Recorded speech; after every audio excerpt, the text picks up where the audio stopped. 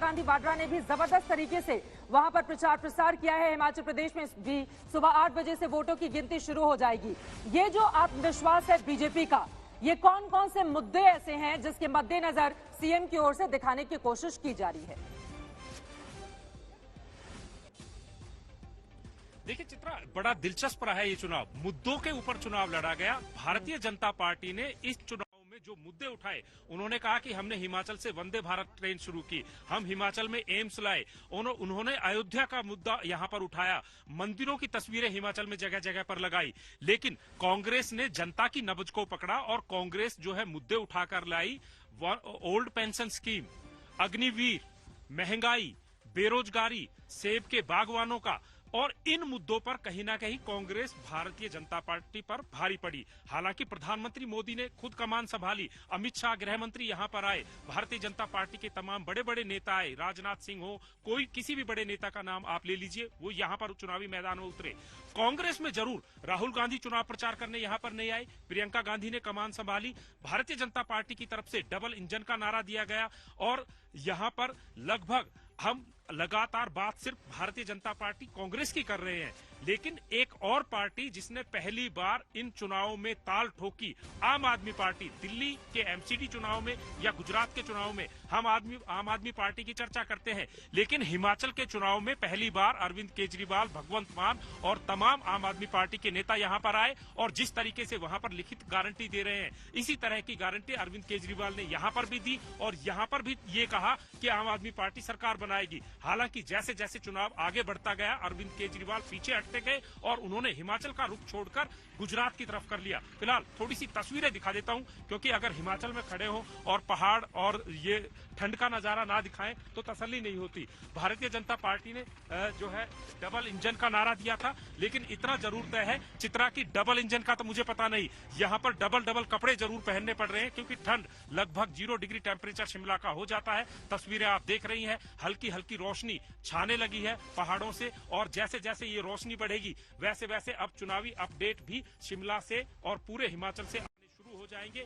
68 विधानसभा की सीटें हैं, 59 जगह पर 59 जगह पर काउंटिंग हो रही है 59 हॉल्स के अंदर और बहुत जल्द चुनावी अपडेट आने शुरू हो जाएंगे। लेकिन एक बार फिर से बता रहा हूं कि ये चुनाव जो है, इतना दिलचस्प चुनाव हिमाचल में कभी नहीं देखा गया।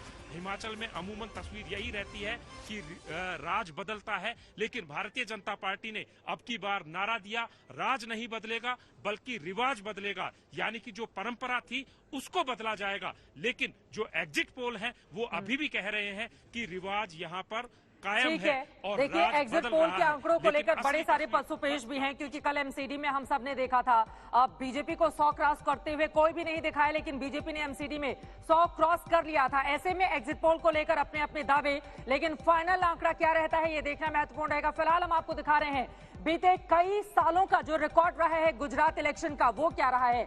बीजेपी 1995 से लगातार सत्ता में है, उसका ग्राफ बढ़ा। 2002 में 127 सीटें जीती, हालांकि 2002 के बाद लगातार उसके आंकड़े कम होते हुए चले गए, लेकिन कांग्रेस पार्टी ने कभी भी इतनी बड़ी छलांग नहीं लगाई कि वो बीजेपी को कड़ी टक्कर दे पाए। ये अलग बात है कि पाटीदार आंदोलन ने 2017 में जरूर कांग्रेस पार्टी के लिए कुछ काम किया था। 77 सीटें कांग्रेस जीत पाई थी, बीजेपी 99 सीटें। लेकिन अंजना, ये भी नहीं भूलना चाहिए कि इस बार की स्थिति अगर हम देखें तो पाटीदार आंदोलन की छाप भी वहां नजर नहीं आती है। आम आदमी पार्टी के रूप में एक थर्ड पार्टी ने एंट्री लेकर कांग्रेस पार्टी का खेल ज्यादा खराब करने की कोशिश की है, जो एग्जिट पोल के आंकड़े भी दिखा रहे हैं। हिमाचल से लेकर बिल्कुल हिमाचल से लेकर गुजरात, सबकी नजर इस बात पर है कि आम आदमी पार्टी का वोट परसेंटेज कितना होगा।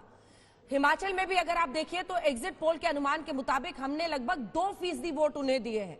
वहां पर इतने बड़े वो फैक्टर नहीं बन रहे, लेकिन 18 से 20% वोट अगर गुजरात में आम आदमी पार्टी ले रही है तो गोपी मनियार वो वोट काटेंगे, जो नॉन बीजेपी वोट्स हैं उसे वो काटेंगे। और अगर वो नॉन बीजेपी वोट्स को काटते हैं तो जाहिर तौर पर कांग्रेस को नुकसान, बीजेपी को फायदा होता हुआ दिख रहा है और ये गुजरात में शायद सबसे बड़ी कामयाबी के तौर पर देखा जा सकता है। अब आइए आपको दिखाते हैं कंप्यूटर बाबा के जरिए, क्योंकि इस बार हमने खास इंतजाम इन चुनावों में किए हैं। हमारे इस इलेक्ट्रॉनिक इंटेलिजेंस के जरिए तमाम सीटों की जानकारी हम आपको देने वाले हैं और यहीं पर कंप्यूटर बाबा जिसे हम कह रहे हैं, सीट गणित हो, गुजरात में सबसे पहले चलते हैं, सीट गणित हो या फिर एक एक सीट का हिसाब हम आपको दिखाएंगे क्षेत्रवार तरीके से कि 2022 के नतीजे क्या होते हैं। खास इंतजाम हमने इस बार इसलिए किए हैं ताकि आपको एक एक सीट का हिसाब यहां पर है। सभी को जाति गणित में भी बहुत रुचि रहती है, तो जाति गणित में अगर आप देखें सबसे पहले यहां पर पाटीदार, क्योंकि पाटीदारों को लेकर हर पार्टी की कोशिश रहती है कि उनको अपनी तरफ किया जाए।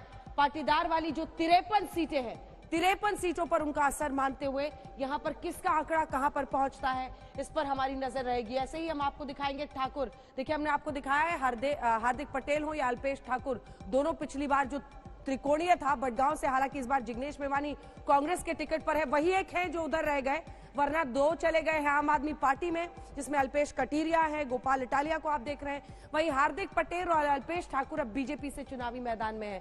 तो ठाकुर वोट जो कि 16 सीटों पर महत्वपूर्ण हो सकता है, उसका आंकड़ा हम आपको वहां पर दिखाएंगे। अब हम आपको दिखा देते हैं जो ग्रामीण क्षेत्र है, क्योंकि ग्रामीण क्षेत्र जो 121 है उसमें कांग्रेस पार्टी का दम है कि हम बेहतर करेंगे। बनासकांठा जैसी जगहों पर वोटिंग खूब इस बार हुई है, तो सबकी नजर इस बात पर भी है कि क्या ग्रामीण और शहरी इलाकों में जो वोटिंग परसेंटेज में डिफरेंस है उसकी वजह से सीटों में जो तब्दीली होगी उसमें भी अलग होगा। अब हम आपको दिखा देना चाहते हैं जो हॉट सीट्स हैं महारथी। ये देखिए, ये महारथियों पर अब डालिए नजर। इसुदान गढ़वी, खंबालिया, अमी याजनी को आप देख रहे हैं, वो भी चुनावी मैदान में है, और वो बल्कि इस बार घाटलोडिया से, जहां पर मुख्यमंत्री चुनावी मैदान में है भूपेंद्र पटेल, वहां से वो चुनौती दे रही है। अल्पेश ठाकुर गांधीनगर दक्षिण से चुनावी मैदान में है। अर्जुन मोडवाडिया पोरबंदर में माना जा रहा है कि वो इस बार जीत सकते हैं।